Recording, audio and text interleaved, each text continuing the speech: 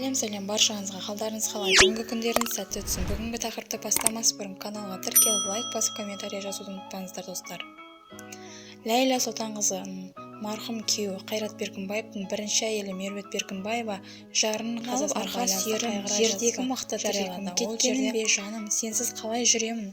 Асылдардан бір едің, көзімнің аппақ нұр едің. Іздеме сені асылым, шыдар ма екен жүрегім?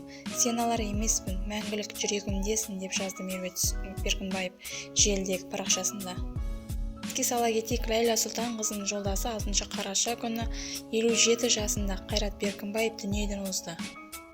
Қайғылы жағдайда байланысты Ләйла Сұлтанқызы желі қолданушыларына көңіл айтты. Алла ескерсін, иманды болсын, балалардың шетелде жүрген қиын болған екен, алдынан жарылқасын, деп жазды желі қолданушылар. Қайрат Беркінбаев 1965 жылы Созақ ауданында дүниеге келген.